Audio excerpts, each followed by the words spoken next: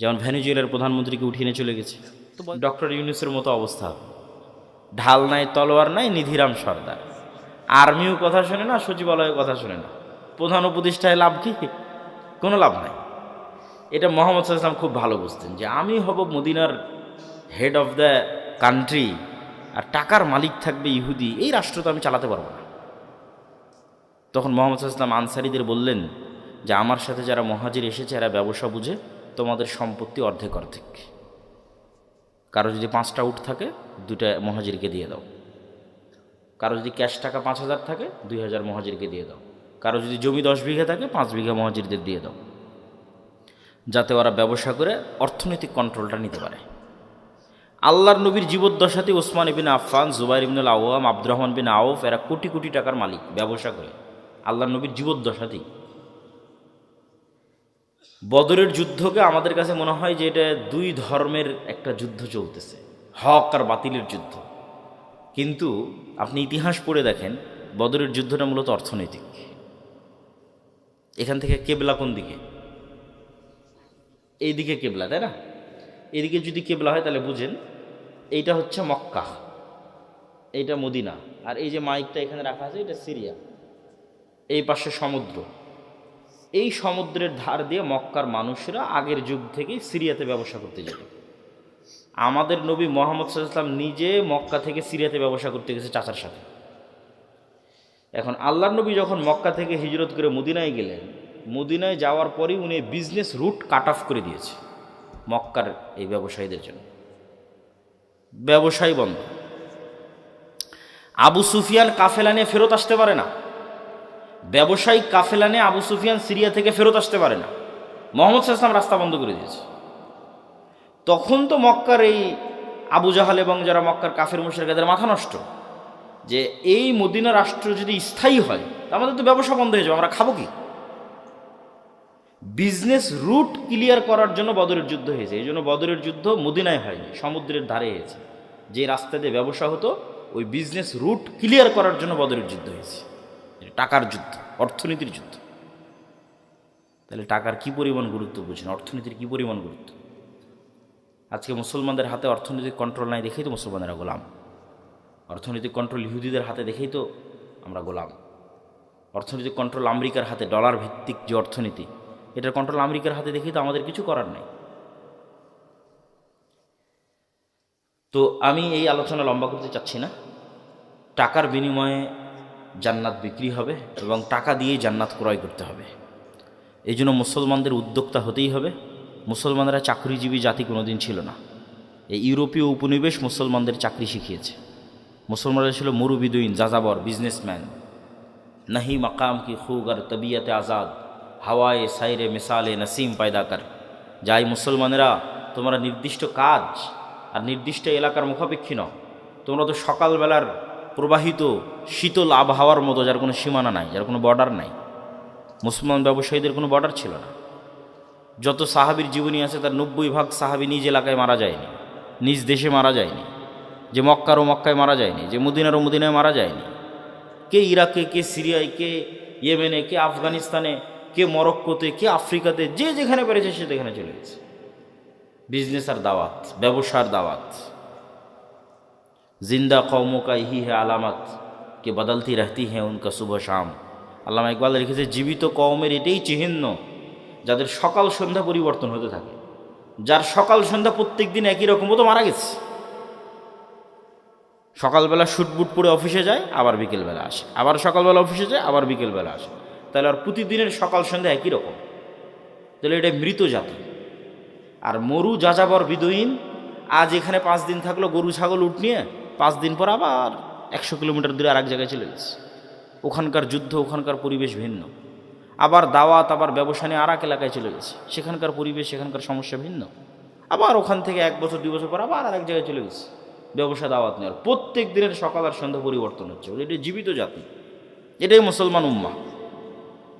আর ইউরোপীয় উপনিবেশ এসে মুসলমানদের শিখালো তোমরা চাকরি করো, যে আমরা হয়ে গেলাম গোলাম। ব্যবসায়ী হতে হবে, টাকা ইনকাম করতে হবে, প্রচুর পরিমাণে মসজিদ মাদ্রাসায় টাকা দিতে হবে। আমি আগে মনে করতাম, বাংলাদেশ ছাড়ার আগে, ইউরোপ যাওয়ার আগে মনে করতাম যে আমরা মুসলমানেরাই মনে হয় বেশি দানের কথা বলি আর বেশি দান করি। ইউরোপ ঘোরার পর, ইংল্যান্ড ঘোরার পর আমার এই ভুল ধারণা ভেঙে গেছে। আমাদের চাইতে ওরা বেশি দান করে, ওরা বেশি ডোনেট করে। এই জন্য তো খ্রিস্টান মিশনারিগুলো এত পাওয়ারফুল। এগুলো সরকারি টাকা নয়, এগুলো আপনাদের মতো সাধারণ মানুষের দানের টাকা। যে টাকাগুলো ওরা ইউরোপ থেকে, আমেরিকা থেকে, ইংল্যান্ড থেকে নিয়ে বাংলাদেশে ব্যয় করতেছে, এরকম সারা পৃথিবীতে ব্যয় করতেছে, এগুলো সব আপনাদের মতো সাধারণ মানুষ দান করেছে, সরকার নয়। এই পরিমাণ তারা দান করে।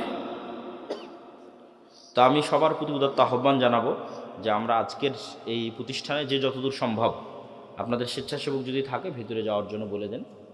বৈঠকি দানে আমরা সবাই অংশগ্রহণ করি এবং আমি আমার বক্তব্যের মূল বিষয়বস্তুর দিকে এগিয়ে যাই। যে আমার বক্তব্যের মূল বিষয়বস্তু হচ্ছে গোলামি থেকে মুক্তির উপায়, দাসত্ব থেকে মুক্তির উপায়। আজকে মুসলমানদের যে গোলামি এবং দাসত্ব, এই গোলামি থেকে এবং এই দাসত্ব থেকে মুক্তির উপায় কি? আপনারা একটু 5 মিনিটের মধ্যে আপনাদের আদায়ের কাজটা শেষ করে ফেলেন। সবাই একটু নিজ নিজ জায়গা থেকে উঠে আশপাশ থেকে আদায় করে ফেলেন এবং সবাই অংশগ্রহণ করেন যে যতটুকু পারেন, এবং মূল বক্তব্যের দিকে মনোযোগী হন।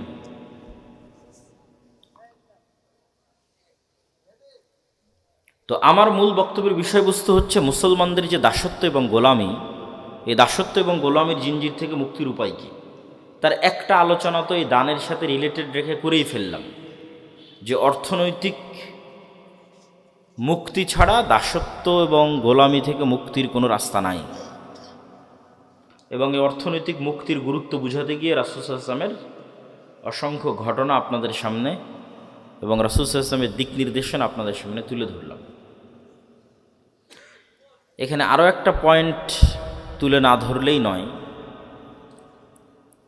আমরা আজকে যেই লেভেলের গোলামি এবং দাসত্বে আছি, ঠিক এই লেভেলের অথবা এর চেয়ে বেশি গোলামি এবং দাসত্বের জিঞ্জিরে আবদ্ধ ছিল বানু ইসরাইল। কারা বলেন তো? বানু ইসরাইল কারা? কে বলতে পারবেন? হাত উঠান। বানু ইসরাইল কারা? কে বলতে পারবেন? হাত উঠান।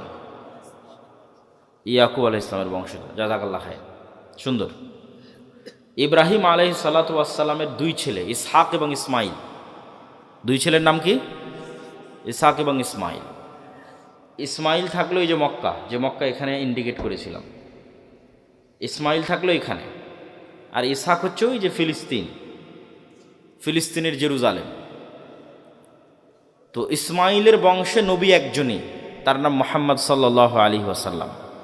এর আগে আর কোনো নবী আসেনি ইসমাইলের বংশে, আর পরেও আর নাই। আর ইসহাকের বংশে অসংখ্য নবী। ইসহাকের ছেলে ইয়াকুব, ইয়াকুবের ছেলে ইউসুফের 300-400 বছর পর মুসা হারুনের পর ইউশা বিন নুন, তারপর সুলাইমান, দাউদ, তারপরে ইয়াহইয়া, ঈসা, জাকারিয়া, অসংখ্য নবী। তো এই বানু ইসরাইল, এদের গোলামি এবং আমাদের গোলামি কাছাকাছি একই রকম।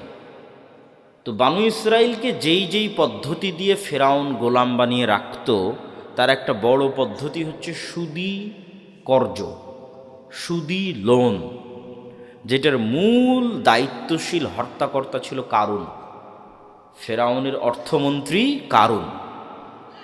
এই কারুন বানু ইসরাইলদেরকে সুদি লোন নিতে উদ্বুদ্ধ করত এবং সুদি লোন দিত, এবং সুদি লোনের জালে আটকে ফেলে পুরো একটা জাতিকে গোলাম বানিয়ে দিয়েছে বানু ইসরাইলদেরকে। সেম ওই পদ্ধতিতেই আজকের মুসলমানদেরকে সুদি লোনে জর্জরিত করে গোলাম বানানো হচ্ছে। আজকের মুসলমানদের গোলাম বানানোর 2টা উপায়, একটা হচ্ছে গণতন্ত্র আর একটা হচ্ছে সুদ। কিন্তু মুসলমানেরা নিজেরাও জানে না যে এই 2 পদ্ধতির মাধ্যমে তারা কেমনে গোলাম আছে। জি, মহিলারাও এই দানে অংশগ্রহণ করবেন নিজ নিজ দায়িত্বে। তো সুদ এবং গণতন্ত্রের মাধ্যমে মুসলমানেরা কেমনে গোলাম আছে, এটা একটু বোঝার চেষ্টা করতে হবে, নাহলে খুব কঠিন হবে আমাদের মুক্তির রাস্তা। আল্লামা ইকবাল লিখছেন, नए ज़माने के आज़र ने तरशवाए हैं सनम और इंसारे खुदाओं में बड़ा सबसे वतन है, इसका जो पैराहन है वो मज़हब का कफन है, যে আজকে আধুনিক যুগে নতুন মূর্তি তৈরি হয়েছে। ওই যুগে ইব্রাহিমের পিতা আজর যে মূর্তি তৈরি করত সেই মূর্তি নয়। আজকের হিন্দুদের যে মা কালী, মা দেবী, মা দুর্গা আছে সেই মূর্তি নয়। আজকে মুসলমানদের ঘরে এবং বাড়িতে নতুন মূর্তি প্রবেশ করেছে। এই নতুন মূর্তি কি? এই নতুন মূর্তির নাম হচ্ছে সেকুলারিজম, ধর্মনিরপেক্ষ মতবাদ। এই নতুন মূর্তির নাম হচ্ছে ন্যাশনালিজম, জাতীয়তাবাদ। এই নতুন মূর্তির নাম হচ্ছে ডেমোক্রেসি, গণতন্ত্র। এই নতুন মূর্তির নাম হচ্ছে সোশ্যালিজম, সমাজতন্ত্র। মুসলমানেরা পৃথিবীর যে প্রান্তেই যান তাদের পায়ে এই জিঞ্জিরগুলো বাঁধা আছে, এগুলো তারা ভেঙে বের হতে পারতেছে কোনো মতেই না। কেউ জাতীয়তাবাদের বেড়া জালে আটকে আছে, কেউ গণতন্ত্রের, কেউ ধর্মনিরপেক্ষ মতবাদের। কিন্তু সে ঠিকই বলতেছে আমি আল্লাহকে মানি, রব হিসেবে, ইলাহ হিসেবে আল্লাহর ইবাদত করি, সালাত আদায় করি। কিন্তু এই মূর্তির বেড়া, এই মূর্তির যে দাসত্ব, এটা ভাঙতে পারতেছে না। তো গণতন্ত্র কিভাবে এবং সুদ কিভাবে আমাদের গোলাম বানায়, আপনাকে আগে বুঝতে হবে গোলামির চিহ্ন কি। কেন বলা হচ্ছে বানু ইসরায়েলরা গোলাম? কেন বলতেছি আমরা গোলাম? নেতার আলামত কি? গোলামের আলামত কি? দেখেন, বানু ইসরায়েলরা নবীর সন্তান হওয়ার পরেও মুসা আলাইহিস সালাতু ওয়াস সালামকে বলতেছে লান নুমিনা লাকা হাত্তা নারাল্লাহা জাহরাতান। মুসা, যতক্ষণ তোমার আল্লাহকে না দেখব ততক্ষণ তোমার তাওরাতে ঈমান আনবো না। অথচ এই বানু ইসরাইল এখনই 2 দিন আগে, 1 সপ্তাহ হয়নি, চোখের সামনে দেখেছে সমুদ্র ফেড়ে রাস্তা তৈরি হয়েছে, ফেরাউন ডুবে মরে গেছে। এই দৃশ্য নিজে চোখে দেখার পর মানুষ কেমনে বলতে পারে যে মুসা, তোমার আল্লাহকে না দেখা পর্যন্ত তোমার তাওরাতে ঈমান আনবো? কেমনে বলতে পারে? উত্তর একটাই, এরা হচ্ছে ন্যারো মাইন্ডেড গোলাম, সংকীর্ণ মনা। 300 বছর থেকে গোলামি করে আসতেছে, এই জন্য স্বাধীন নেতা মুসার সাথে চলতে পারতেছে না। তারা বলল, মুসা, এই মরুভূমি, সিনাই মরুভূমি, এখানে পানি নাই, এই সমুদ্রের লবণাক্ত পানি ভালো লাগে না। ওই ইস্তাসকা মুসা লিকওমি ফাকুল নাজরিব বিআসাকাল হাজার ফানফাজারাত মিনহু ইসনাতা আশারাতা আইনা ক্বাদ আলিমা কুল্লু উনাসিম মাশরাবাহুম। যে মুসা, পানির ব্যবস্থা করো। মুসা আলাইহিস সালাম লাঠি দিয়ে পাথরে আঘাত করলেন, মরুভূমিতে পানি তৈরি হয়ে গেল। এবার বললো, মুসা, খাবারের ব্যবস্থা করো। মুসা আলাইহিস সালাম আল্লাহকে বললেন, জান্নাত থেকে মান্না এবং সালোয়া, বিশেষ পাখি, বিশেষ মাশরুম, যে বিশেষ মাশরুমের বর্তমান বাজার মূল্য কেজি প্রতি 5 লক্ষ টাকা গড়ে, এখন বাজার মূল্য। ওই বিশেষ মাশরুম আর পাখি জান্নাত থেকে আসতো। রাতের বেলা তাদের গাছের ডালে, তাদের বাড়ির চালে থাকতো ঝুলন্ত অবস্থায়। এই খাবার 1 দিন 2 দিন খাওয়ার পর তারা বলতেছে লান নাসবিরা আলা তুআমিন ওয়াহিদ ফাদউ লানা রাব্বাক। এই এক খাবার আমাদের ভালো লাগে না, তোমার আল্লাহকে বলো এই মরুভূমি থেকেই পেঁয়াজ, রসুন, আদা, চাল ডাল সব উৎপাদন করে দিতে। এ হলো গোলাম কওম। গোলাম হলে এরকম ছেঁচড়া হয়, বুঝতে পেরেছেন? এরা তো নবীর সন্তান, এরা এরকম হলো কখন? 300 বছর থেকে গোলামি করতে করতে এরকম ন্যারো মাইন্ডেড, ছেঁচড়া হয়ে গেছে। তা ওইটার সাথে আপনি আমাদের স্বভাব মিলাবেন, তাদের স্বভাবের সাথে একটু পরেই মিলাবো। আল্লাহ সুবহানাহু ওয়া তাআলা এদেরকে বললেন, ঠিক আছে, তোমরা শাকসবজি খেতে চাও, এটা তো মরুভূমি, পাশেই বাংলাদেশের মতো উর্বর ভূমি আছে, তার নাম জেরুজালেম, ফিলিস্তিন, বিজয় করলেই হয়, যুদ্ধ করে বিজয় করো। তখন ওরা বলছে, ইযহাব আনতা ওয়া রাব্বুকা ফাকাতিলা। মুসা, তুমি আর তোমার আল্লাহকে যুদ্ধ করো, আমরা পারবো না। ইন্না ফিহা কওমান জাব্বারিন লান নাদখুলা ফিহা হাত্তা ইয়াখরুজু মিনহা। আরে ওখানে তো বিশাল দেহের অধিকারী জাব্বারিন কওম আছে, ওরা যতক্ষণ বের না হবে আমরা ততক্ষণ যাব না। আল্লাহ তাদের উপর আযাব নাজিল করলেন 40 বছরের। ইয়াতিহুনা ফিল আরদি 40 সানা, 40 বছর পাগলের মতো মরুভূমিতে ঘুরপাক খাও। 40 বছর পর ক্ষমা করে দেওয়া হলো। ঈশাবিন নুনের মাধ্যমে হাতে তওবা করে জেরুজালেম বিজয় হলো। আল্লাহ সূর্যকে থামিয়ে দিলেন, জেরুজালেম বিজয় করার তৌফিক দিলেন। এত 40 বছরের শাস্তি পাওয়ার পর আল্লাহ সুবহানাহু ওয়া তাআলা সূর্যকে থামিয়ে দিয়ে ওদের জেরুজালেম বিজয় দিচ্ছেন। তারপরে আল্লাহ ওদের বলতেছেন, যখন তোমরা এই শহরে প্রবেশ করবা তখন সুজ্জাদান, তখন মাথা নত করে সিজদা অবস্থায় প্রবেশ করবা, আর মুখে বলবা হিত্তাতুন নাগফির লাকুম। যদি হিত্তাতুন বলো, হিব্রু ভাষায় হিত্তাতুন মানে আস্তাগফিরুল্লাহ, তাহলে তোমাদের ক্ষমা করে দেব। এরা আল্লাহর এত বড় নিয়ামত পাওয়ার পরও জেরুজালেমে যখন প্রবেশ করলো তখন পিছন আগে দিল, মাথা উপরে দিল, আর মুখে হিত্তাতুনের জায়গায় বলল হিনতাতুন। দাউদ এবং সুলাইমান আলাইহিস সালামের যুগে আল্লাহ বললেন দাউদের কোরআন তেলাওয়াত শোনার জন্য শনিবারের দিন সমুদ্র এবং নদীর মাছেরা একত্রিত হয়, তোমরা শনিবারের দিন এই মাছগুলোকে ধরিও না। তারা বলল ঠিক আছে, শনিবারের দিন ধরবো না, মাছগুলোকে আটকে রেখে দিল, রবিবারের দিন ধরল। যে আল্লাহ আপনি তো শনিবারের দিন ধরতে মানা করেছে, শনিবারের দিন তো ধরিনি, মাছ আটকে রেখে দিয়ে কী বারে ধরেছে? তাহলে 2 নম্বরই বুদ্ধিতে 1 নম্বর না 2 নম্বর? না বাংলাদেশিদের চেয়ে বেশি না কম? এইবার মিলাতে পারবেন যে আমি যে বলতেছি যে গোলাম আমি, আপনি কেমনে গোলাম হচ্ছি সেটা বুঝতে পারবেন যে 2 নম্বর বুদ্ধিতে আমরা বাংলাদেশিরা আছি না নাই? এই হলো বানু ইসরাইল। 2 নম্বরই বুদ্ধি, ছেঁচড়ামি, মিথ্যা, চুরি, দুর্নীতি, ধোঁকা, এই জিনিসগুলো যার মধ্যে আছে সে এমনি গোলাম। তাহলে এই জিনিসগুলো কোথায় থেকে তৈরি হয়? ওটাই তো গোলাম তৈরির কারখানা।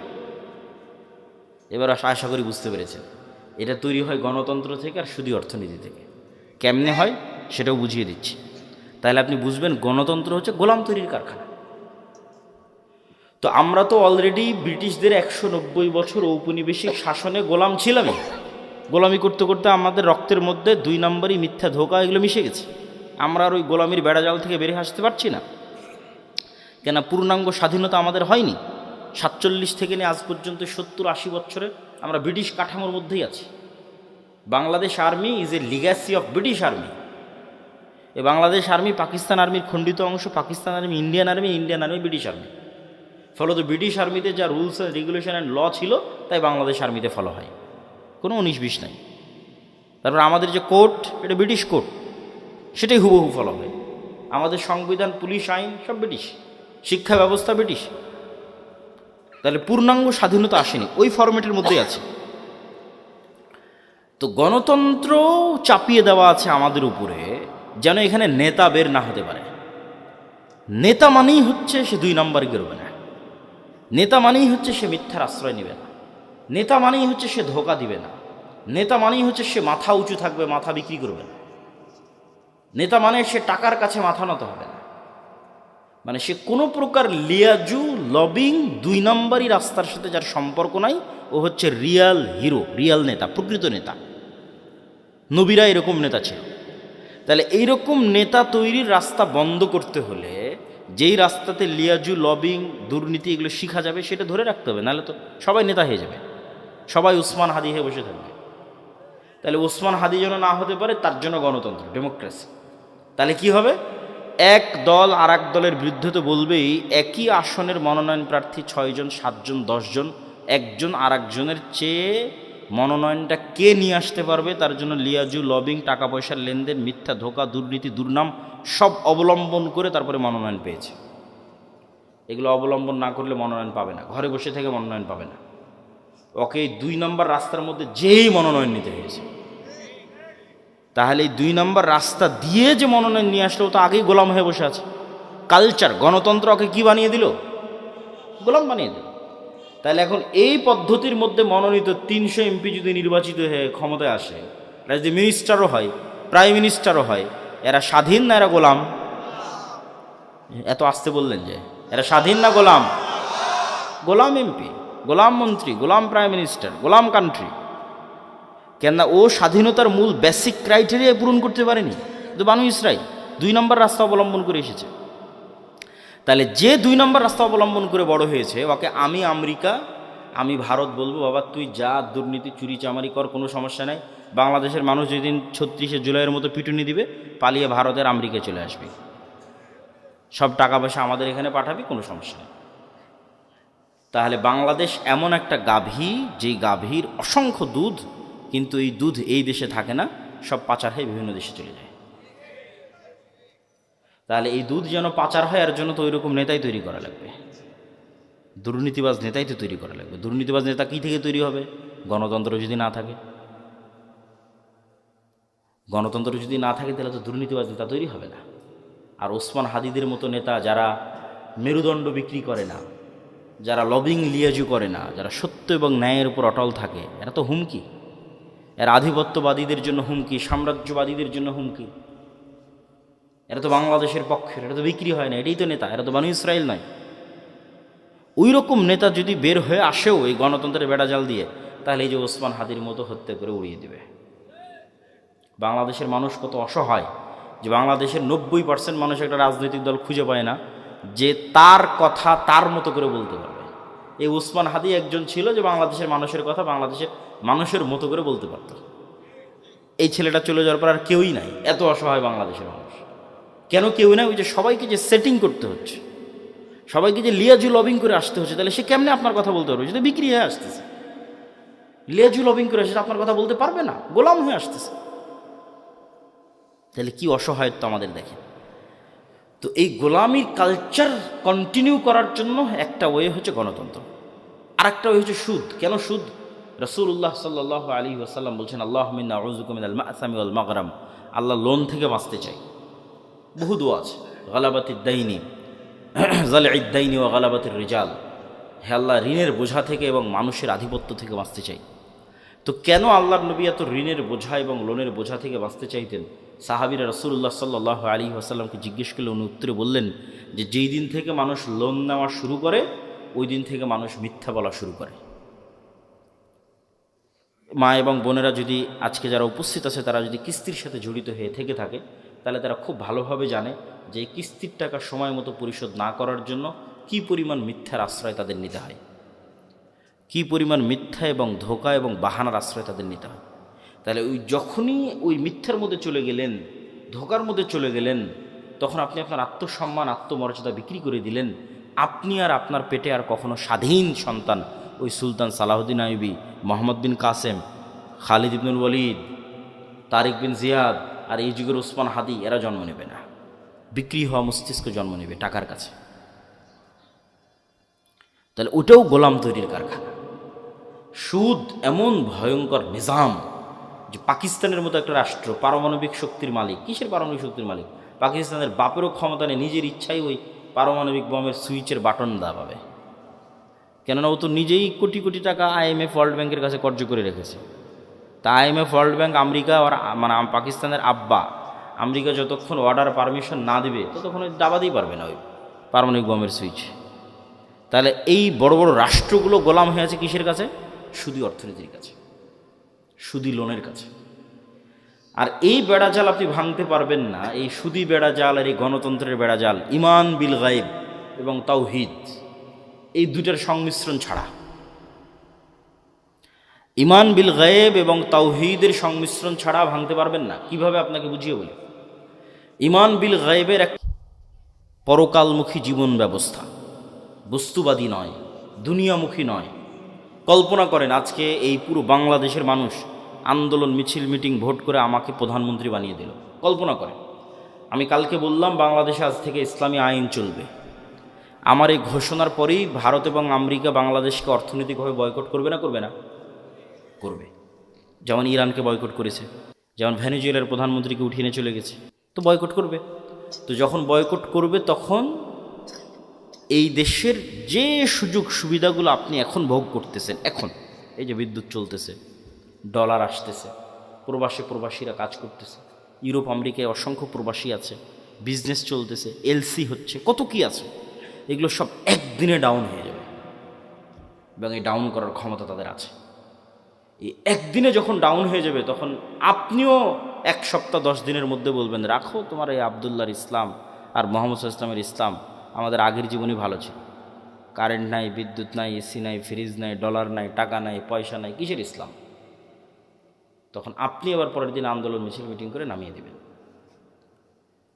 তাহলে অন্তত এই দেশের 20% মানুষ যতক্ষণ এই বিশ্বাসের উপর অটল না হবে যে পরকাল আসল, কিসের দুনিয়া,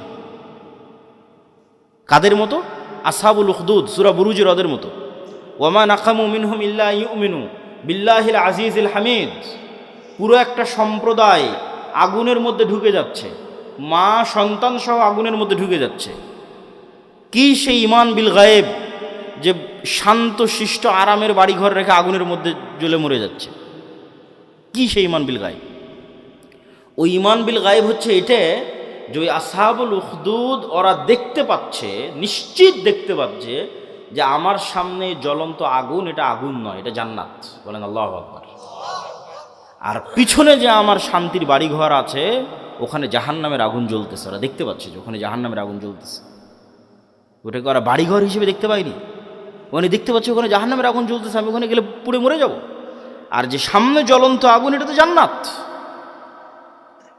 অন্তত 20-30% মানুষের ইমান যতক্ষণ ওই লেভেলে না যাবে ততক্ষণ কিসের আপনি ইসলাম কায়েম করবেন?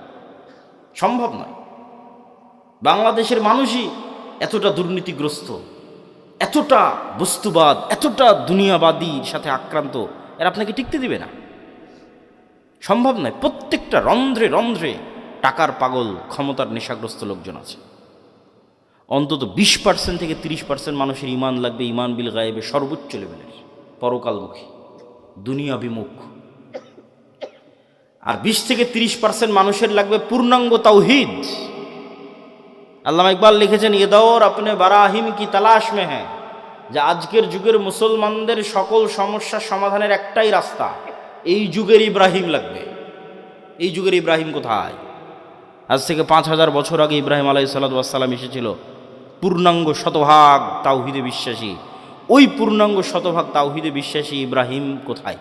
আজকের মুসলিম উম্মার মধ্যে ওই ইব্রাহিম লাগবে। তাহলে মুসলমানদের মুক্তির যাত্রা শুরু হয়ে যাবে। হ্যাঁ, আপনাদের মতো যারা আহলে হাদিস এবং সালাফি আছে, তারা বড় শিরক, বড় বেদাত থেকে অনেকটাই মুক্ত, কিন্তু পূর্ণাঙ্গ শতভাগ তাওহীদের অনুসারী নয়। কিভাবে? এটা আপনাকে বুঝিয়ে বলি যে কেমনে আপনি পূর্ণাঙ্গ শতভাগ তাওহীদের অনুসারী নন। ঠিক আছে, আপনি কবর মাজারে গিয়ে সিজদা দেন না, তাবিজ কবজ ব্যবহার করেন না, কিন্তু এই আপনি বিড়ি সিগারেটে আসক্ত। তাহলে যখন আপনি বিড়ি সিগারেটে আসক্ত, তখন আপনার ইলাহ ওই বিড়ি সিগারেট। আমি বলিনি, আল্লাহ নিজে কোরআনে বলেছে যে তার নফস ইলাহু হাওয়া, তার ইলাহ হচ্ছে তার নিজের অন্তরের কামনা। ঠিক আছে, আপনি কবরকে ইলাহ মানেননি, কিন্তু ইলাহ তো আপনার নিজের নফসকে বানিয়ে রেখেছে।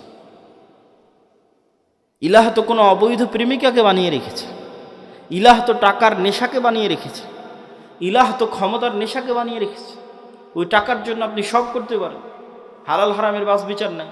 ওই ক্ষমতার জন্য আপনি সব করতে পারেন, ওই নারীর জন্য সব করতে পারেন, মনের প্রবৃত্তি পূরণ করার জন্য সব করতে পারেন। তাহলে তো আপনি শতভাগ তাওহীদপন্থী নন। তাহলে তো আপনি ইব্রাহিম আলাইহিস সালামের মতো হতে পারলেন না, যে ইব্রাহিম আলাইহিস সালাম এবং ইসমাঈল আলাইহিস সালাম আসলামা ওয়া তাল্লাহু লিল জাবিন, নিজের ইচ্ছার বিরুদ্ধে গিয়ে সন্তানকে জবাই করতেছে, আর সন্তান নিজের ইচ্ছার বিরুদ্ধে গিয়ে জবাই হওয়ার জন্য রাজি হয়ে যাচ্ছে। কেন? সিদ্ধান্তটা আল্লাহর। এটা হলো শতভাগ তাওহীদ, যে আল্লাহর সিদ্ধান্তের সামনে পরিপূর্ণ আত্মসমর্পণ।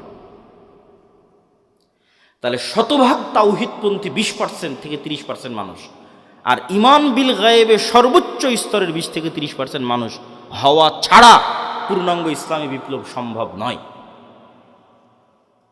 এই দাওয়াত আজকে আমি দিচ্ছি না, এই দাওয়াত শাহ ইসমাইল শহীদ দিয়ে গেছে আজ থেকে 100-150 বছর আগে। ওনার একটাই দাওয়াত ছিল যে আমাদের পূর্ণাঙ্গ ইসলামী বিপ্লবের আগে মানুষকে শতভাগ পূর্ণাঙ্গ তাওহীদে বিশ্বাসী হতে, নাহলে পূর্ণাঙ্গ ইসলামী বিপ্লব সম্ভব নয়। শতভাগ তাওহীদে বিশ্বাসী এবং ইমান বিল গায়েবে ইয়াকিন আছে এরকম 20-30% মানুষ লাগবে পুরো বাংলাদেশের। তাহলে এর উপর ভিত্তি করে পূর্ণাঙ্গ ইসলামী বিপ্লব কায়েম হবে। পূর্ণাঙ্গ ইসলামী বিপ্লবের সকল ক্রাইটেরিয়া রেডি আছে, শুধু ওই রকমের যোগ্য মানুষ নাই। তারপরে কি লাগবে? তারপরে আরো 2টা জিনিস লাগবে। এক, আমি পূর্ণাঙ্গ তাওহীদপন্থী মানুষ, ঠিক আছে, আমি পূর্ণাঙ্গ ইমান বিল গায়ব অর্জন করলাম, ঠিক আছে, কিন্তু নেতা হওয়ার জন্য আরো 2টা জিনিস লাগবে। ওই 2টা জিনিস পূরণ না করতে পারলে নেতা হতে পারবেন না। একটা হচ্ছে আল্লাহ সুবহানাহু ওয়া তাআলা এই পৃথিবী যেই ফাংশনের উপর ডেভেলপ করেছে, ওই ফাংশন আপনাকে ইউজ করতেই হবে। তো এই পৃথিবীতে নেতা হওয়ার ফাংশন হচ্ছে জ্ঞান এবং শিক্ষা, এটা আল্লাহই দিয়ে রেখেছে। এখন এই জ্ঞান এবং শিক্ষার বাটন যদি ইহুদি খ্রিস্টান চাপে, তাও ওরা নেতা হয়ে যাবে। এই জ্ঞান শিক্ষার বাটন যদি হিন্দু, ডোম, চামার, ম্যাথর, মুচির চাপে, ওরা নেতা হয়ে যাবে। আল্লাহ কখনো তার রুলস ভাঙ্গেন না। এখন এই নাটোর, এই এলাকার নাম কি? নাটোর সাধুপাড়া, এই অঞ্চলের যুবকেরা যদি মদ, বিড়ি, cigarette, TikTok video, YouTube, BPL, IPL, জুয়া, online betting, free fire, PUBG এগুলো নিয়ে ব্যস্ত থাকে, আর ওইদিকে ইসরায়েলের ইহুদি আর ইউরোপ আর আমেরিকার খ্রিস্টান ওরা যদি জ্ঞান অর্জনে ব্যস্ত থাকে ওদের সন্তানেরা, আল্লাহ বলবেন না, আল্লাহ তার রুলস ব্রেক করে বলবেন না যে ইহুদি খ্রিস্টান তোরা থাম, তোদের নেতা বানাবো না। আমার নাটোরের কিছু মদখোর জুয়াখোর বান্দা আছে, ওদের নেতা বানাবো। এটা আল্লাহ করবেন না। নেতা হতে হলে গোলামির জিঞ্জির আপনাকে নিজে হাতেই ভাঙতে হবে, সেটা জ্ঞান এবং শিক্ষা। জ্ঞান এবং শিক্ষায় সর্বোচ্চ স্তর অর্জন করার চেষ্টা ছাড়া নেতা হওয়ার আর কোনো রাস্তা পৃথিবীতে নাই। নেতা হওয়ার এই রাস্তা আল্লাহ নির্ধারণ করেছে। তলুতকে আল্লাহ বলছেন বাস্তাতাং ফিল ইলমি ওয়াল জিসম, যে আমি তলুতকে বানু ইসরাইলের নেতা বানিয়েছি, জ্ঞানে বড় তাই, জ্ঞানে বেশি তাই। আদমকে ফেরেশতা এবং জিনের উপর শ্রেষ্ঠত্ব দিয়েছি, জ্ঞানে বেশি তাই। আল্লাহ সুবহানাহু ওয়া তাআলা নিজের রুবুবিয়ত এবং উলুহিয়তের চ্যালেঞ্জ দিয়েছেন তার জ্ঞান দিয়ে, সবার চেয়ে অসীম জ্ঞানের অধিকারী তিনি। তাহলে শক্তিশালী হওয়ার, নেতা হওয়ার রাস্তা জ্ঞান। যে গ্রহণ করবে সে নেতা হবে, আল্লাহ বাধা দিবেন না। আর মুসলমান যদি গ্রহণ না করে কি করার বলেন? কিছুই করার নেই। তাহলে 3 নম্বর রাস্তা হচ্ছে জ্ঞান অর্জন করতে হবে। 4 নম্বর রাস্তা সত্যবাদিতা এবং ন্যায়পরায়ণতায় অটল থাকতে হবে, পাহাড়ের মতো। যেটা দিয়ে আলোচনা শুরু করেছি যে 2 নম্বরই ধোঁকাবাজি, এগুলো যে গণতন্ত্র এবং সুদ থেকে আসে, ওটার বিপরীতটাই হচ্ছে সত্যবাদিতা, ন্যায়পরায়ণতা, অটল থাকা, ওসমান হাদিদের মতো। কিন্তু মুসলমানদেরকে আমরা ইসলামটা বুঝাতেই পারলাম না। বাংলাদেশের OC, DC, SP, AC land, sub registrar, সচিবালয়ে কত সচিব বসে আছে।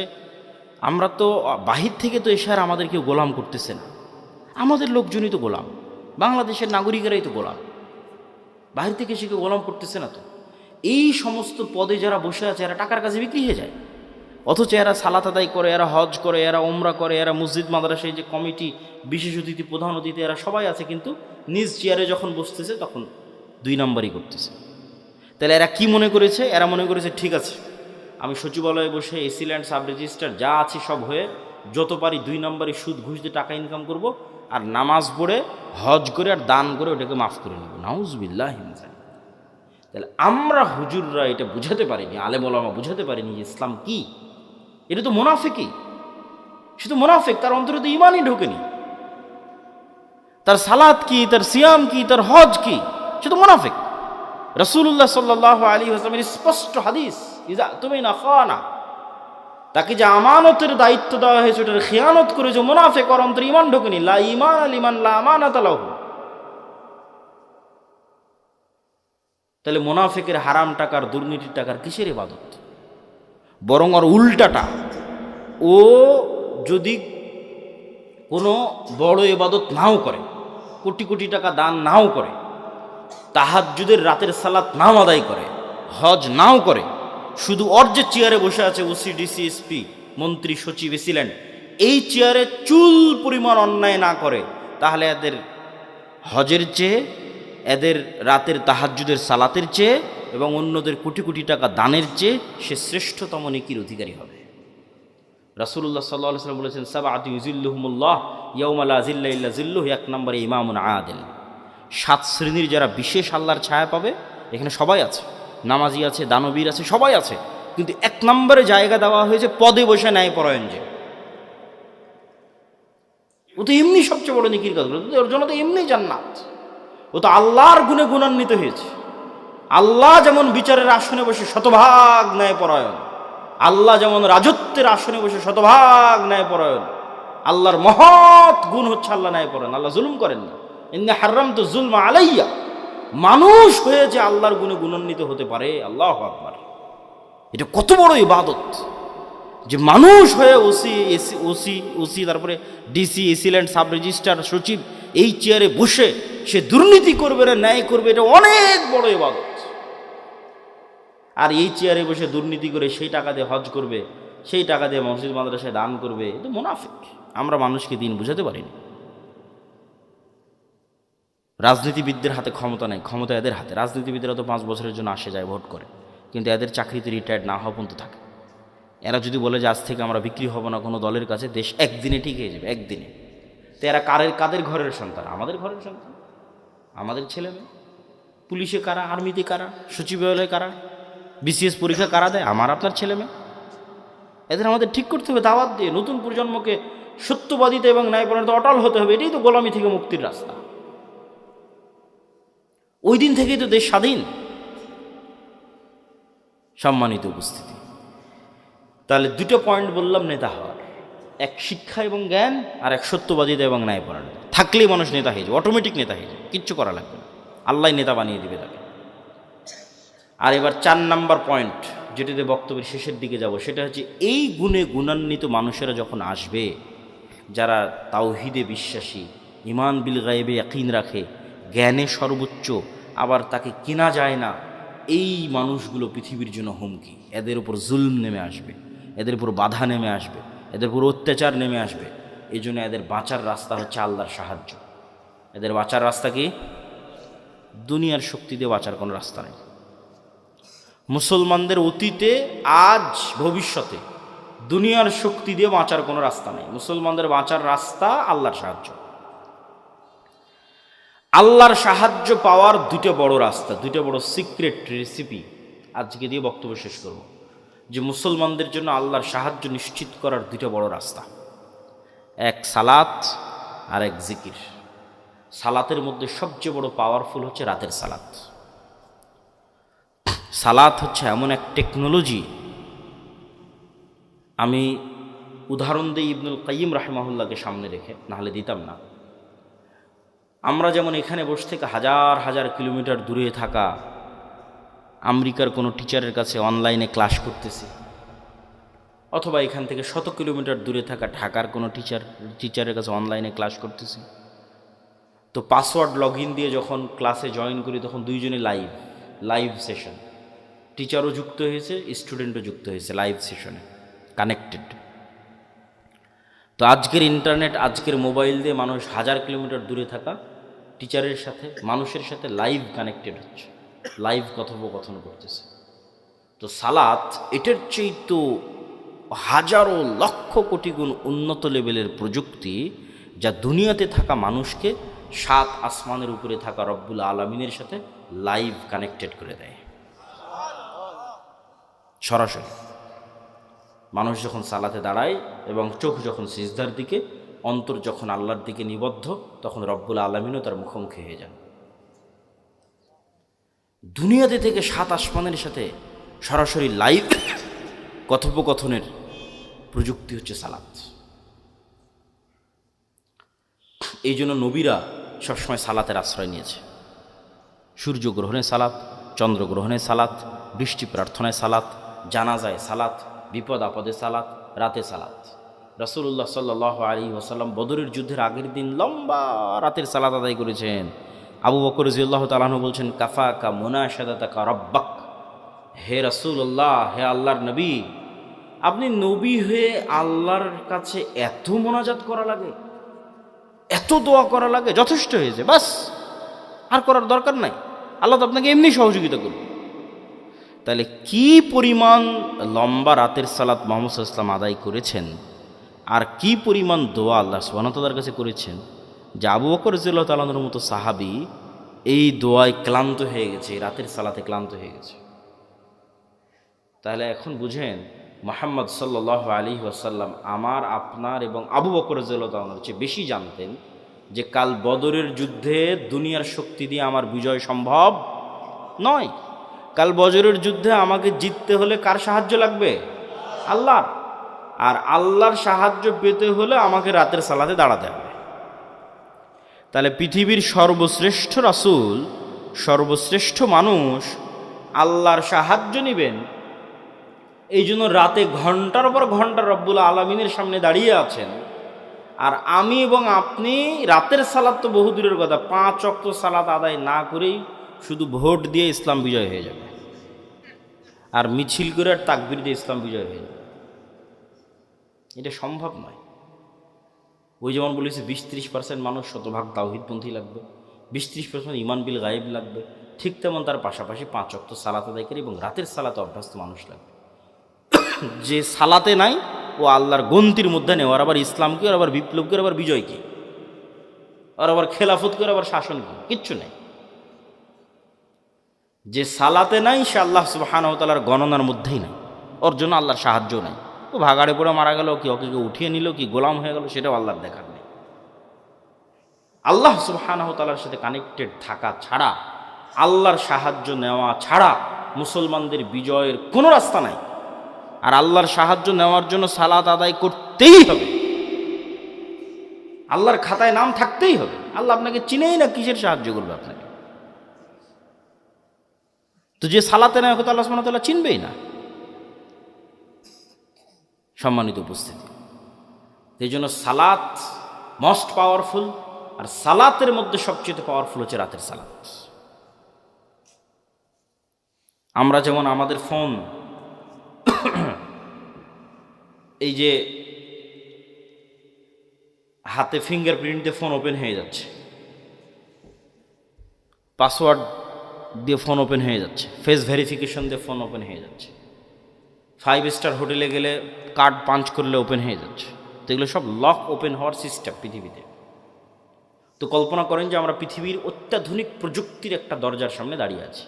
এর চেয়ে অত্যাধুনিক প্রযুক্তির দরজা পৃথিবীতে নাই।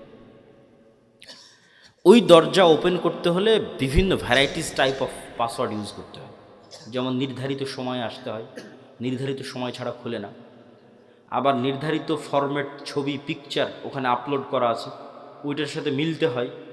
আবার ওই প্রতিটা ফরম্যাটের সাথে নির্ধারিত সাউন্ড আছে, ওটাও মিলতে হয়। যেমন ধরেন আমি এই ফরম্যাটে দাঁড়ালাম, এটার সাথে একটা সাউন্ড আছে আলহামদুলিল্লাহ রাব্বিল আলামিন। রুকুর ফরম্যাটে দাঁড়ালাম, ওটার সাথে একটা সাউন্ড আছে সুবহান রাব্বিল আযীম। টাইম মিলতে হবে, ফরম্যাট মিলতে হবে, আওয়াজ মিলতে হবে, তারপরে ওই দরজাটা খুলবে, তার আগে দরজা খুলবে না।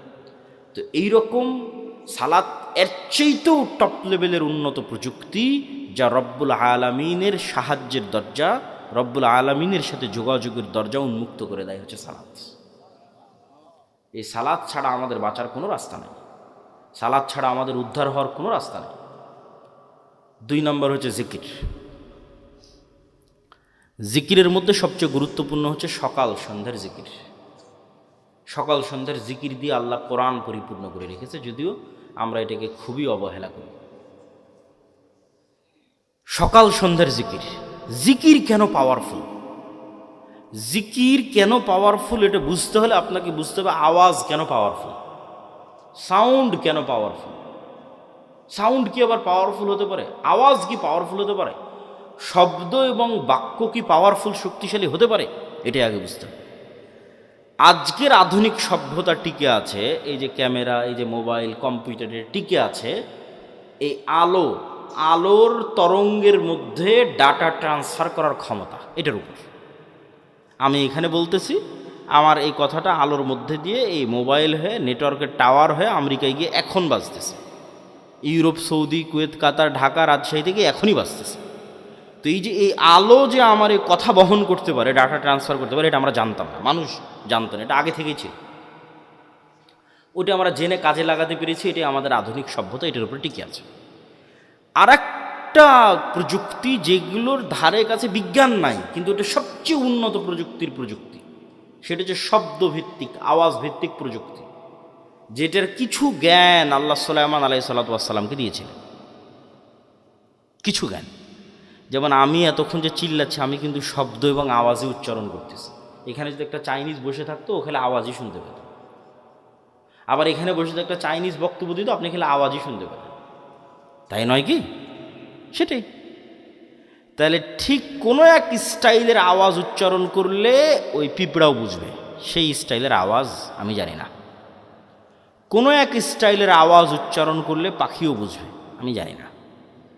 কোনো এক ফরম্যাটের আওয়াজ উচ্চারণ করলে গরু বুঝবে, আমি জানি না। আবার গরুর ওই ফরম্যাটের আওয়াজের কী অর্থ আমি জানি না। যেমন অন্য একটা ভাষা আমার কাছে গরুর আওয়াজের মতোই আওয়াজ মনে হয়, সেই। কিন্তু এই জ্ঞানটা আল্লাহ কাকে দিয়েছিলেন? সুলাইমান আলাইহিস সালাতু ওয়াস সালামকে দিয়েছিলেন। এটাই সাউন্ড টেকনোলজি। সুলাইমান আলাইহিস সালাতু ওয়াস সালাম তার দরবারে বলতেছে, রানী বিলকিসের সিংহাসন নিয়ে আসতে হবে। ক্বালা ইফরিতুম মিনাল জিন, ইফরিত নামক জিন দাঁড়িয়ে বলল, আমি এই সিংহাসন নিয়ে আসবো, আপনি যে বসে আছেন এই বসে থেকে দাঁড়ানোর পূর্বে সিংহাসন নিয়ে আসবো। এই কথা সুলাইমান আলাইহিস সালামের পছন্দ হয়নি। সুলাইমান আলাইহিস সালাম আরো দ্রুত চান। আল্লাযী ইনদাহু ইলমুম মিনাল কিতাব, তখন আরেকজন বলল, ওই আরেকজন জিন না মানুষ তা কোরআনে উল্লেখ নাই। কোরআনে এভাবে উল্লেখ আছে যে যাকে আল্লাহ কিতাবের জ্ঞান দিয়েছিলেন সে বলল। যাকে আল্লাহ কিসের জ্ঞান দিয়েছিলেন? কিতাবের জ্ঞান দিয়েছিলেন। সে বলল চোখের পলক পড়ার পূর্বে রানী বিলকিসের সিংহাসন আপনার সামনে উপস্থিত হয়ে যাবে। আল্লাহ আকবার। তো আয়াতের বিবরণের আন্দাজে বলতেছে যে জিন চেয়েছিল গায়ের শক্তিতে আনতে, ইফরিত চেয়েছিল গায়ের জোরে যত দ্রুত আনা যায়, উড়ে যাব, উড়ে নিয়ে আসবো। আর আল্লাহ জি ইন্দাহু ইলমু মিনাল কিতাব, যার কাছে কিতাবের জ্ঞান ছিল, গায়ের জোরে আনেনি, জ্ঞানের জোরে এনেছে। আমি মনে হয় বুঝাতে পারলাম না কথা, কি আমার বুঝতে পারছেন? কোরআনের ধারা বিবরণীতে বোঝা যাচ্ছে যেই লোক চোখের পলকে নিয়ে আসলো, এ গায়ের জোরে আনেনি, কিসের জোরে এনেছে? জ্ঞানের জোরে। সে জ্ঞান কি? কিতাবের জ্ঞান। কিতাবের সে বিশেষ জ্ঞান কি? কিছু কিছু মুফাসসির লিখেছে যে কিতাবের জ্ঞান হচ্ছে লাউহে মাহফুজের বিশেষ কিছু জিকির তার জানা ছিল। বলেন আল্লাহু আকবার, আল্লাহু আ'লাম। কিন্তু জ্ঞানের উপর ভিত্তি করেই সেই কাজটা করেছে। তো বিশেষ কোনো সাউন্ড, বিশেষ কোনো জিকির যেটা ব্যবহার করে সে চোখের পলকে ওই সিংহাসনকে ওখান থেকে উঠিয়ে সুলাইমান আলাইহিস সালামের কাছে নিয়েছে, যেই জ্ঞান কিতাবের জ্ঞান, বিশেষ কোনো কিতাবের জ্ঞান তার কাছে ছিল। তো sound most powerful all over the world, সবচেয়ে পাওয়ারফুল। আল্লাহ সুবহানাহু ওয়া তাআলা পৃথিবী ধ্বংস করার যে সিস্টেম তৈরি করেছেন, সেই সিস্টেম আওয়াজ ভিত্তিক। ইসরাফিল বাঁশিতে ফু দিবে, আওয়াজ তৈরি হবে, সে আওয়াজে আসমান জমিন নক্ষত্র গ্রহরাজি সূর্য চন্দ্র সব ভেঙে চৌচির হয়ে যাবে। আল্লাহ সুবহানাহু ওয়া তাআলা মানুষকে পুনরুজ্জীবিত করার যে সিস্টেম তৈরি করেছেন, ওটা আওয়াজ ভিত্তিক। ফেরেশতা, জিন, মানুষ সব যখন মারা যাবে, কতদিন এভাবে মৃত অবস্থায় থাকবে আল্লাহ ভালো জানে। কুল্লামান আলাইহা ফান ওয়া ইয়াবকা ওয়াজহু রাব্বিকা যুল জালালি ওয়াল ইকরাম। তারপরে যখন আল্লাহ জীবিত করতে চাইবে, ইসরাফিলকে তৈরি করে ইসরাফিলকে বাঁশি দিয়ে ফু দিতে বলবে, আর আওয়াজে মানুষ কবর থেকে জীবিত হয়ে হাঁটতে থাকবে। আওয়াজ খুবই পাওয়ারফুল, কিন্তু ওই আওয়াজের জ্ঞান থাকতে হবে, কোন আওয়াজ পাওয়ারফুল, কোন শব্দ পাওয়ারফুল। তো আল্লাহ সুবহানাহু ওয়া তাআলা উম্মতে মুহাম্মাদিকে সবচেয়ে বড় পাওয়ারফুল জিনিস দিয়ে দিয়েছে, যেটা মূসা আলাইহিস সালামের লাঠির চেয়ে পাওয়ারফুল, যেটা মূসা আলাইহিস সালামের পাথরের চেয়ে পাওয়ারফুল, যেটা বানু ইসরাইলের তাবুত কোরআনে আছে দেখবেন। এই তাবুত এখন এই ইহুদিরা খুঁজে পাগলের মতো, কোথায় সেই তাবুত? এরা মনে করে যে এই মসজিদে আকসার মাটির নিচে তাবুত রাখা আছে। ওই তাবুত একটা বাক্স, যেই বাক্সে মূসা আলাইহিস সালামের লাঠি ছিল, যেই বাক্সে মূসা আলাইহিস সালামের ওই পাথর ছিল, যে পাথর থেকে 12টা ঝর্ণা তৈরি হয়েছিল, ঠিক আছে, মূসা আলাইহিস সালামের কাপড় চোপড় ছিল, এরকম আরও কিছু মুজিজা সম্বলিত জিনিস বিভিন্ন নবী রাসূলের এই তাবুত নামক বাক্সের মধ্যে ছিল। যে যুদ্ধে ওরা এই তাবুত বাক্স নিয়ে যেত, ওই যুদ্ধে ওদের বিজয় হয়ে যেত। ওই বাক্সরা হারিয়ে ফেলেছে, ওই বাক্সরা এখনও খুঁজতেছে। তো ওই তাবুত বাক্সের চেয়ে, আর ওই মূসা আলাইহিস সালামের লাঠির চেয়ে, আর ঈসা আলাইহিস সালামের হাতের মাধ্যমে যে মানুষ জীবিত হয়ে যেত, সেটার চেয়ে মোস্ট পাওয়ারফুল জিনিস হচ্ছে এইটা। কি জন্য? এটা সরাসরি আল্লাহর নিজের আওয়াজ। বলেন আল্লাহু আকবার। কোরআন সরাসরি আল্লাহ সুবহানাহু ওয়া তাআলার নিজের সাউন্ড, আল্লাহর শব্দ, আল্লাহর বাক্য, যা জিব্রাইল হয়ে মুহাম্মদ সাল্লাল্লাহু আলাইহি ওয়াসাল্লাম হয়ে আমাদের পর্যন্ত পৌঁছেছে। আল্লাহু আকবার। আর আল্লাহ সুবহানাহু ওয়া তাআলার শব্দ এবং বাক্যের চেয়ে পাওয়ারফুল কিছু নাই পৃথিবীতে। সব অসম্ভব সম্ভব হয়ে যাবে। এই জন্য শ্রেষ্ঠতম জিকির হচ্ছে কোরআন। পৃথিবীর সব অসম্ভব সম্ভব করা সম্ভব আল্লাহ সুবহানাহু ওয়া তাআলার জিকির দিয়ে। সম্মানিত উপস্থিতি, বক্তব্যের শেষের দিকে চলে এসেছে। আজকে যা আলোচনা আপনাদের সামনে করতেছি, এই প্রায় সব আলোচনাই আমার আল্লাহর পথে যাত্রা এই বইয়ের মধ্যে লেখা আছে, দলিল সহ। আজকে তো অত দলিল আলোচনা করতে পারলাম না। এই বইটা প্রত্যেকটা মসজিদ, স্কুল, কলেজ, ইউনিভার্সিটি, লাইব্রেরি, দাওয়া সেন্টারে রেখে সপ্তাহে অন্তত একদিন 1 পৃষ্ঠা 2 পৃষ্ঠা করে পাঠ চক্র করা উচিত, পড়া উচিত, দার্স দেওয়া উচিত। এর সাথে কোনো দল মত কোনো কিছুর সম্পর্ক নাই। সব মুসলমানের জন্য, জানার জন্য, জ্ঞান অর্জনের জন্য, ঈমান বিল গায়ব এবং তাওহীদে ইয়াকিন তৈরি করার জন্য, এবং মুসলমানদের গোলামি থেকে আজাদির জন্য কি দরকার তা জানার জন্য প্রত্যেক মসজিদ, প্রত্যেক মাদ্রাসা, স্কুল, কলেজ, ইউনিভার্সিটি, দাওয়া সেন্টার, লাইব্রেরিতে রেখে অন্তত প্রতি সপ্তাহে 1-2 পৃষ্ঠা করে পড়া উচিত। পাশাপাশি আব্দুর রহিমের একটা নতুন বই এসেছে, রাসূল সাল্লাল্লাহু আলাইহি ওয়াসাল্লাম দেখতে যেমন ছিলেন, এই বইটাও মূল্যায়ন করতে পারেন। আর মাসিক আল ইতিসাম, এই যে আপনাদের কাছে আসলাম, 2023 না 22 সালে একবার আসতে চেয়েছি, করোনার কারণে আসা হয়নি, বন্ধ হয়ে গেছে। তাহলে আজ আসতেছি প্রায় 3 বছর 4 বছর পর। আবার কবে আসার সুযোগ হবে তার গ্যারেন্টি নেই। কিন্তু এই একদিনে আসাই যদি যোগাযোগ বিচ্ছিন্ন হয়ে যায়, তাহলে তো এই দাওয়াতের কোনো মূল্য নাই। এই সম্পর্কটা হতে হবে স্থায়ী। আর স্থায়ী হওয়ার সবচেয়ে বড় মাধ্যম হচ্ছে মাসিক আল এতেসাম। এই মাসিক আল এতেসামে আমি নিজে নিয়মিত 3টা প্রবন্ধ লিখি, অন্যরা তো লেখেই, আমি লিখি 3টা। এই জন্য মাসিক আল এতেসাম এখানে নিয়মিত আসার উদ্যোগ আপনাদের নিতে হবে। এখানকার যুবক সমাজ, মসজিদের কমিটি হোক, মাদ্রাসার উদ্যোক্তা হোক, অন্তত 5 কপি 10 কপি এখানকার জ্ঞানী স্কুল, কলেজ, ইউনিভার্সিটি, প্রাইমারি বিদ্যালয় যা যেখানে আছে শিক্ষিত মানুষ, তাদেরকে দিয়ে পড়ানোর চেষ্টা করা এবং নিজেরাও পড়ার চেষ্টা করা। 2 নম্বর, আমাদের সাথে স্থায়ী যোগাযোগের মাধ্যম হচ্ছে মক্তব। আমাদের 700 মক্তব আমাদের কাছে ট্রেনিং নিয়েছে। আপনাদের এলাকার মক্তবের শিক্ষকদের আমাদের ট্রেনিংয়ে পাঠাবেন এবং আমাদের সিলেবাস এই জিনিসগুলো ছোটোবেলায় বাচ্চাদের মাথায় না দিলে আপনাদের মধ্যে 1 ঘন্টা বক্তব্য দিয়ে লাভ নেই। বুড়া মানুষকে দিয়ে বিপ্লব হবে না। আমাদের নতুন প্রজন্মকে তৈরি করতে হবে, এই জিনিসগুলো তাদের মাথায় এখন থেকেই দিতে হবে। আর এটার জন্য শুধু মাদ্রাসায় 2% ছেলে মেয়েকে পড়িয়ে লাভ হবে না। শতভাগ মুসলমানের সন্তানের মাথায় দেওয়ার জন্য শতভাগ মসজিদে মক্তব লাগবে, এবং সেটা যদি আমাদের সিলেবাসে হয় তাহলে আমরা এটাকে সবচেয়ে বেস্ট মনে করি। আর 3 নম্বর, এরকম মাদ্রাসাগুলোকে সহযোগিতা করার জন্যই রবেদাতুল মাদারিসা সালাফিয়া এক ব্যতিক্রম প্রশিক্ষণের আয়োজন করলাম আমরা রবেদাতুল মাদারিসা সালাফিয়া থেকে। জামিয়া সালাফিয়ার অধিভুক্ত হওয়ার মাধ্যমে যে প্রায় 65-70 শিক্ষা প্রতিষ্ঠান আমাদের অধিভুক্ত হয়েছে, তাদের 150-র কাছাকাছি শিক্ষক 1 সপ্তাহব্যাপী বিভিন্ন জ্ঞান এবং শিক্ষা কেন্দ্রিক তারা ট্রেনিং পেয়েছে আমাদের কাছে জামিয়া সালাফিয়া। আমাদের কাজই হচ্ছে শিক্ষা এবং জ্ঞান কেন্দ্রিক একটা বিপ্লব বাংলাদেশে তৈরি করা, জ্ঞান এবং শিক্ষা ছড়িয়ে দেওয়া। তো এই বিভিন্নভাবে জামিয়া সালাফিয়ার সাথে, দাওয়া ইলাল্লাহর সাথে, মাসিক আল এতেসামের সাথে আপনাদের স্থায়ী সম্পর্ক তৈরি হলে সেটাই হবে প্রকৃত কাজ, প্রকৃত অর্থে কাজ। তো আমরা আলোচনা করছিলাম জিকির কেন শক্তিশালী, তার লাস্ট 2টা পয়েন্ট খুব ভালো লাগবে, অধৈর্য হওয়ার কিছু নাই। জিকির কেন শক্তিশালী, লাস্ট পয়েন্ট। আল্লাহ সুবহানাহু ওয়া তাআলা বলছেন ইউসাব্বিহু লিল্লাহি মা ফিস সামাওয়াতি ওয়া মা ফিল আরদ। আসমান জমিন এবং তার মধ্যে যা কিছু আছে, এই টিস্যু, এই লিফলেট, এই প্যান্ডেল, এই জামা কাপড়, এই মাটি, এই ক্যামেরা, লাইট, সব 24 ঘন্টা আল্লাহর তাসবিহ পাঠ করতেছে। আল্লাহু আকবার। এবং এই তাসবিহ পাঠের আওয়াজ হচ্ছে, এটাই তো আওয়াজ কেন্দ্রিক প্রযুক্তি। আপনি যেমন পিঁপড়ার চলার আওয়াজ শুনতে পাচ্ছেন না, এরকম এদের তাসবিহ পাঠের আওয়াজ শুনতে পাচ্ছেন না। কিন্তু এই পিঁপড়ার চলার আওয়াজ তো 10 কিলোমিটার দূরে থাকা হাতিও শুনতে পাচ্ছে, কিন্তু আপনি তো পাচ্ছেন না। আল্লাহরই কিছু প্রাণী আছে যারা পিঁপড়ার চলার আওয়াজ শুনতে পাচ্ছে। এটা আমাদের শ্রবণ শক্তির ঘাটতি, এই জন্য তো এটা গায়েব। এই জন্য তো গায়েবের জ্ঞান আল্লাহ কোরআনে দিয়েছে, এটা গায়েবের নলেজ। আল্লাহ বলতেছে এগুলো সব তাসবিহ পাঠ করতেছে, তোমরা জানো না, এটি তো গায়েব। এটার উপরে তো আমাদের ইয়াকিন দেয়। যতদূর পর্যন্ত আজানের আওয়াজ যায়, সব জীবজন্তু, জড়বস্তু, জড় পদার্থ, কীট পতঙ্গ, পঙ্গপাল সব আজান বুঝে এই আজানের পক্ষে কি আমাদের মাঠে সাক্ষী দিবে। তাহলে এরা তাসবিহ বুঝে, আবার আমি যখন সুবহান আল্লাহ বলতেছি তখন এটাও বুঝতেছে। এই টিস্যু পেপার আমার সুবহান আল্লাহ বুঝে, কেন ও নিজেও সুবহান আল্লাহ বলতেছে। এটাই গায়েব। এই জন্য এটা সবচেয়ে পাওয়ারফুল, সব কিছু আপনার অধীনস্থ এক জিকির দিয়ে। সুবহানাল্লাযী সাখখারা লানা হাযা ওয়া মা কুন্না লাহু মুকরিনিন ওয়া ইন্না ইলা রাব্বিনা লামুনকালিবুন। এটা জিকির, এটাতে গাড়ি বিমান সব অধীনস্থ। মহাপবিত্র সেই সত্তা যিনি এই গাড়ি বিমান আমাদের অধীনস্থ করে দিয়েছে। তো এই জন্য জিকির আপনাকে ব্যবহার করতেই হবে, বিশেষ করে সকালে এবং সন্ধ্যায়।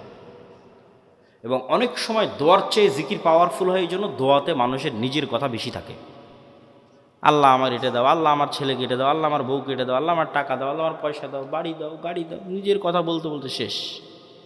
কিন্তু শুধু জিকির যখন হয়, ওখানে শুধু আল্লাহর কথা থাকে। লা ইলাহা ইল্লাল্লাহ, লা ইলাহা ইল্লাল্লাহু ওয়াহদাহু লা শারীকা লাহু, লাহুল মুলকু ওয়া লাহুল হামদু ওয়া হুয়া আলা কুল্লি শাইইন কাদির, সুবহানাল্লাহি ওয়া বিহামদিহি সুবহানাল্লাহিল আযীম, আল্লাহু আকবার, আলহামদুলিল্লাহ, লা হাওলা ওয়ালা কুওয়াতা ইল্লা বিল্লাহ। এগুলো সব জিকির, এগুলো শুধু আল্লাহর বর্ণনা, শুধু আল্লাহর কথা, আল্লাহর প্রশংসা, আল্লাহর বড়ত্ব, আল্লাহর মহত্ব, আল্লাহর তাসবিহ, আল্লাহর পবিত্রতা। আর এই ইবাদত ফেরেশতাদের ইবাদত। এই ইবাদত আপনার আশেপাশে যা জীবজন্তু, জড়বস্তু, জড় পদার্থ দেখছেন, এদের ইবাদত। কেন? ওদের নিজের কোনো চাওয়া নাই, ফেরেশতাদের নিজের কোনো চাওয়া নাই। তাহলে ওদের ইবাদত কি? তাসবিহ। ফেরেশতার ইবাদত তাসবিহ, আপনার আশেপাশে যা দেখতে পাচ্ছেন এদের ইবাদত তাসবিহ।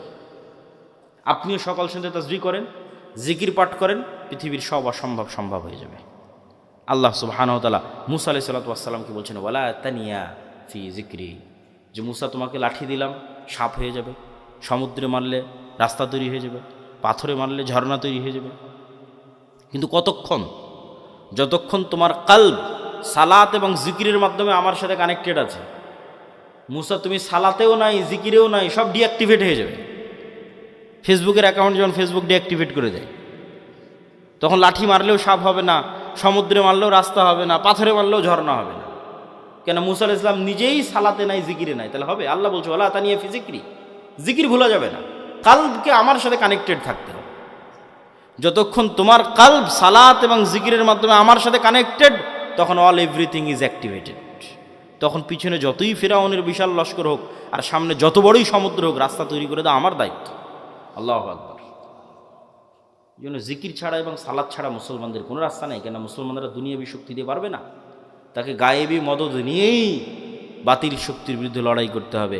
আর গায়েবী মদদ পেতে চাইলে 5 ওয়াক্ত সালাত, রাতের সালাত, সকাল সন্ধ্যার জিকির ছাড়া কোনো রাস্তা নেই। আল্লাহ সুবহানাহু ওয়া তাআলা আমাদের এরকম একটা প্রজন্ম পাওয়ার তৌফিক দান করুক, যেই প্রজন্ম শতভাগ তাওহীদ, শতভাগ ঈমান বিল গায়বে ইয়াকিন, যে প্রজন্ম জ্ঞানে সর্বোচ্চ, যেই প্রজন্ম বিক্রি হয় না, সত্যবাদী ন্যায়পরায়ণ উসমান হাদিদের মতো। আবার যেই প্রজন্ম আল্লাহর সাহায্য নিশ্চিত করতে পারবে সালাত দিয়ে এবং জিকির দিয়ে। এই প্রজন্ম শুধু বাংলাদেশ বিজয় করবে না, সারা পৃথিবী বিজয় করবে। কিসের ভারত, কিসের আমেরিকা, কিসের চীন, কিচ্ছু টিকবে না, সারা পৃথিবী তারা বিজয় করবে। কিন্তু এই প্রজন্ম তৈরি হওয়া লাগবে। আমরা সেই প্রজন্মের স্বপ্ন দেখি। আল্লাহ সুবহানাহু ওয়া তাআলা কবুল করুক। সুবহানাকাল্লাহু ওয়া বিহামদিকা আশহাদু আল্লা ইলাহা ইল্লা আনতা আস্তাগফিরুকা। অস্থির হয়েন না, আপনাদেরই প্রশ্ন উত্তর আছে, ধীরে ধীরে ওঠেন। আর যারা মাসিকাল ইতিসাম, রাসূল সাল্লাল্লাহু আলাইহি ওয়াসাল্লামের চেহারা কেমন ছিল, চুল কেমন ছিল, দাড়ি কেমন ছিল, এটা জানতে চান এবং আজকের বক্তব্য আল্লাহর পথে যাত্রা, এই বইটা নিতে চান, এই বই কই পাবে? গাড়িতে নাকি না স্টেজে? গেটে, গাড়িতে। আর যারা এই মূল মাদ্রাসায় দান করতে চান, তারা একটু স্টেজে এসে আস্তে আস্তে আপনাদের দানগুলো এখানে জমা দিতে পারেন। প্রশ্ন উত্তর ধীর স্থিরভাবে যাবেন। বর্তমান অর্থনৈতিক ব্যবস্থায় ব্যাংক, সুদ এগুলো হালালভাবে করার উপায় কি? বর্তমান যুগে জিহাদের সঠিক অর্থ কি? ব্যাংক সুদমুক্ত উপায়ে লেনদেনের উপায় হচ্ছে আপনি নিজে সুদি লেনদেনের সাথে জড়িত থাকবেন না, সুদি লোনের সাথে জড়িত থাকবেন না, এটাই উপায়। বর্তমান যুগে জেহাদের সঠিক অর্থ কি? জেহাদ মানে আল্লাহ সুবহানাহু ওয়া তাআলার রাস্তায় যুদ্ধ। সেটা অবশ্যই ইমামের অধীনে হতে হবে, সেটা অবশ্যই দেশের মাধ্যমে হতে হবে। মুসলমানদের মধ্যে বিভক্তি, মাযহাব, দলাদলি নিয়ে ইসলামের অবস্থান কি? মুসলমানেরা বানু ইসরাইলের মতো 70-71 দলে বিভক্ত হবে, এটা রাসূল সাল্লাল্লাহু আলাইহি ওয়াসাল্লাম নিজে বলে গেছেন। আর এই বিভক্তির মধ্যে বাঁচার রাস্তা হচ্ছে মা আনা আলাইহি ওয়া আসহাবি। এই বিভক্তির মধ্যে বাঁচার রাস্তা হচ্ছে সুন্নাতুল্লাহ, সুন্নাতু রাসূলিহি ওয়া সুন্নাতুল খুলাফায়ে রাশিদিন। এই বিভক্তির মধ্যে বাঁচার রাস্তা হচ্ছে কিতাবুল্লাহ ওয়া সুন্নাতু রাসূলি। সারমর্ম হচ্ছে আল্লাহর কোরআন, নবীর হাদিস এবং সাহাবীদের আমল, এইগুলোর মাধ্যমে আমাদের নাজাত খুঁজে পেতে হবে। আমি প্রেম করে পারিবারিকভাবে বিয়ে করেছি, এই বিয়ে কি আল্লাহ কবুল করবে? আগের প্রেমের জন্য ক্ষমা চাইতে হবে। বিয়ে যদি ইসলামের নিয়ম অনুযায়ী হয়ে থাকে, আমরা আল্লাহর কাছে দোয়া করি, আল্লাহ তোমার তওবা কবুল করে তোমার বিয়ে থেকে আল্লাহ কবুল করুক এবং বরকত দিক, আল্লাহুম্মা আমিন। আমার নাম মোহাইমিনুল, মোহাইমিনুল না রেখে রাখো আব্দুল মোহাইমিন। আধুনিক প্রযুক্তি, সোশ্যাল মিডিয়া, এআই, ইন্টারনেট ব্যবহারে ইসলামের দৃষ্টিভঙ্গি কি? বর্তমান সময়ে মুসলমান তরুণদের সবচেয়ে বড় নৈতিক চ্যালেঞ্জ কি? আধুনিক প্রযুক্তি, সোশ্যাল মিডিয়া, এআই, ইন্টারনেট এগুলো থেকে বের হওয়ার আমাদের কোনো রাস্তা নাই, বরং এগুলোকে আমরা আরও কীভাবে ভালোভাবে কাজে লাগাতে পারি ইসলামের পক্ষে, তার জন্য আমাদের চেষ্টা করতে হবে। বর্তমান সময়ে মুসলমান তরুণদের সবচেয়ে বড় নৈতিক চ্যালেঞ্জ, আজকে যেটা আলোচনা করলাম এটাও নৈতিক চ্যালেঞ্জ, এর পাশাপাশি অবশ্যই অস্থিরতা, অবৈধ সম্পর্ক, সেটা একটা বড় নৈতিক চ্যালেঞ্জ। বর্তমান গণতন্ত্র অনুযায়ী এগুলো কত আলোচনা আর করবো, আজকে আলোচনাই তো করলাম সব। আমি রংপুরে চাকরি করি, মাঝে মাঝে বাড়িতে নাটোরে আসি, আমি কি বাড়িতে এসে নাটোরে সালাত কসর করতে পারবো? নিজ বাড়িতে থাকার জন্য আসলে কসর করতে পারবো না, কিন্তু সফরের মধ্যে বাড়ি হয়ে যাচ্ছ, এরকম সফর রানিং অবস্থায় থাকলে সেটা সমস্যা নেই। সালাফি কনফারেন্সে গিয়ে স্যান্ডেল হারিয়ে গেছে, তাই আর একজনের স্যান্ডেল নিয়ে চলে এসেছি, এখন করণীয় কি?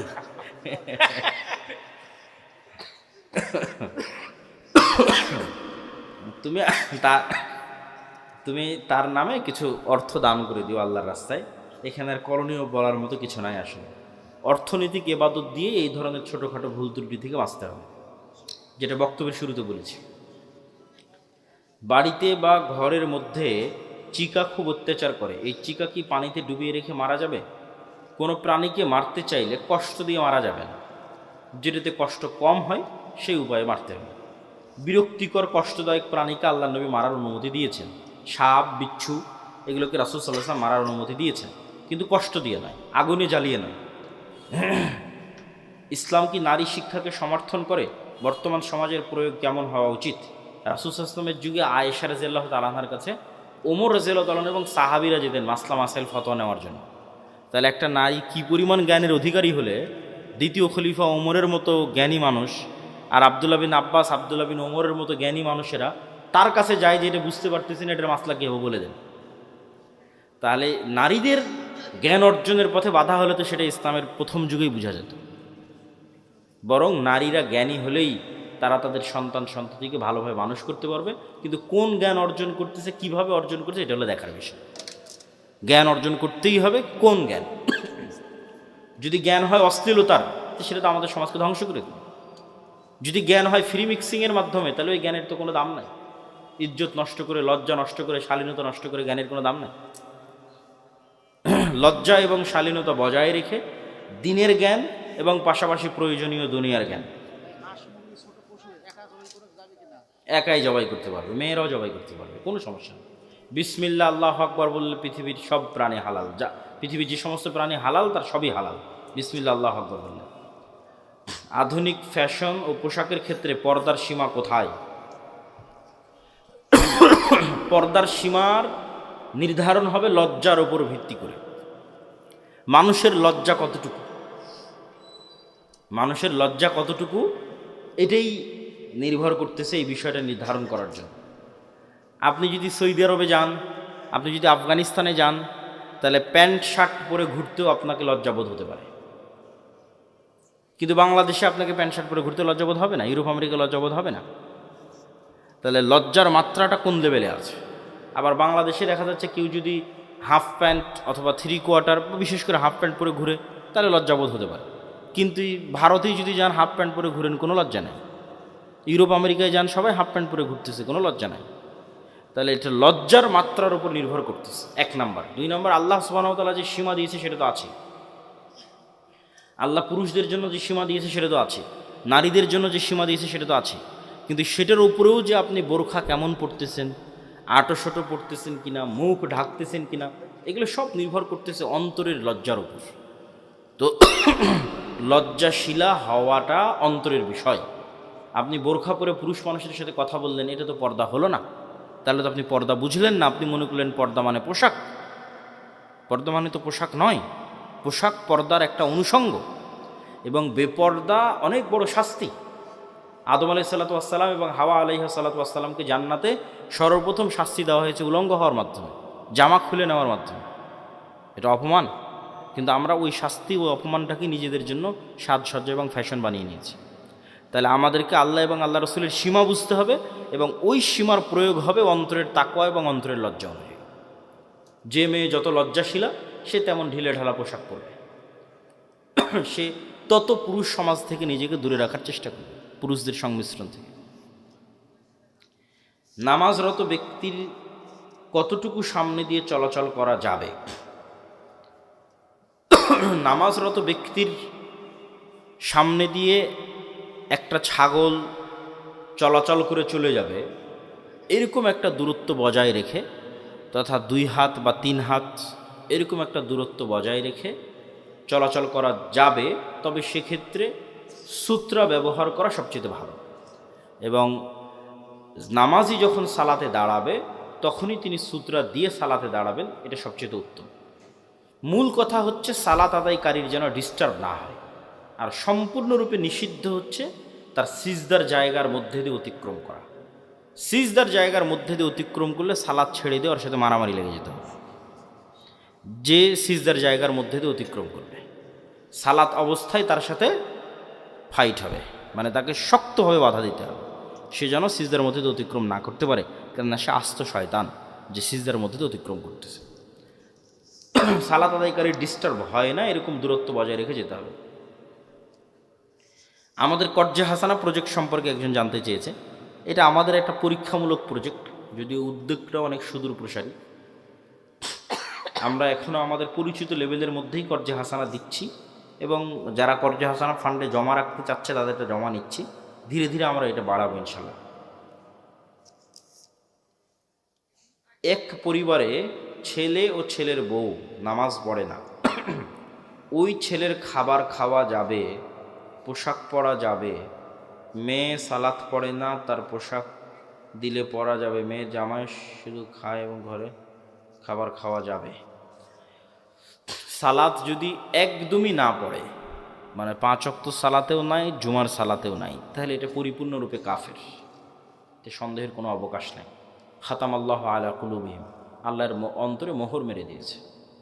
সালাতে অবহেলা করে, ওয়াইলুল লিল মুসাল্লিন আল্লাযীনা হুম আন সালাতিহিম সাহুন, পড়ে নিয়মিত নয়, চেষ্টা করে, বাদ চলে যায়, এরকম ব্যক্তিকে সরাসরি কাফের বলা যাবে না, ফাসেক বলতে হবে।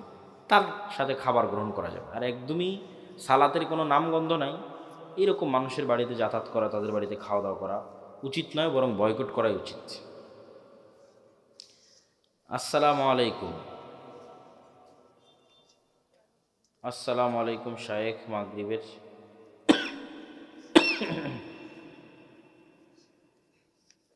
ফেতরার চাউল, এখনো তো রমজান মাস কি চলে আসছে নাকি যে ফেতরার প্রশ্ন শুরু হয়ে গেল?